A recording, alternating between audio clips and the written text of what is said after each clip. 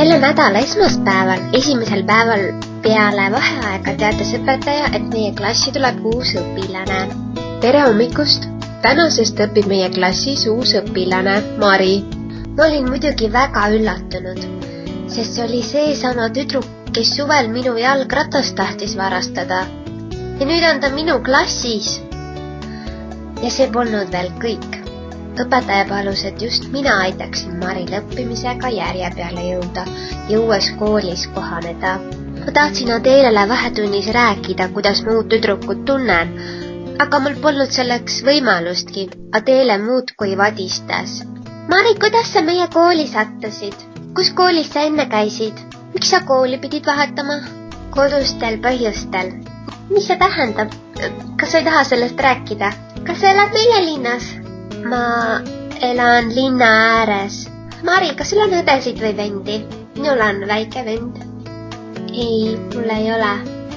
Mari, palun tule õpetajate tuppa. Ma annan sulle õpilaspileti ja tunniplaani. See uus tüdruk on natuke imelik. Kas sa ei arva nii, Gert? Ma parem ei arva midagi. Ma ei tunnegi teda. Õnneks ei pidanud ma esimesel päeval teda üheski aines aitama. Nojah, aga me võiks ikkagi sõbralikumad olla. Tead ju küll, sa olid ise ka eelmine aasta uus tüdruk. Tere, Gert! Kuidas koolis läks? Hästi. See ei kõla just eriti veenvalt. Kas Sofia on veel lasteaias?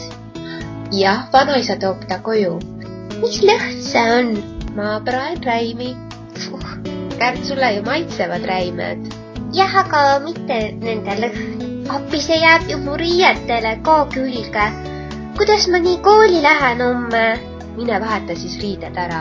Söök on valmis. Ma pole näljane. Kas midagi juhtus koolis? Meie klassi tuli üks uus tüdruk. Nii? See on seesama tüdruk, kes suvel mu ratta varastas. Peaaegu varastas.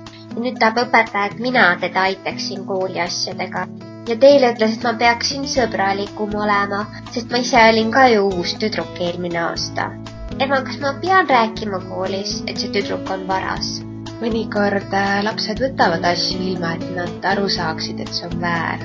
Nagu see, kui Sofia võttis lasteaiast mänguserviisi koju kaasa. Jah. Aga see tüdruk Mari, ta on palju vanem ja ta peaks teadma, et teiste asju ei tohi võtta. Ma arvan siiski, et sa peaksid talle andma veel ühe võimaluse. Olgu, ma siis ei räägi kellelegi. Tule, lähme nüüd sööma. Sofia ja vanaisa jõuavad ka kohe koju.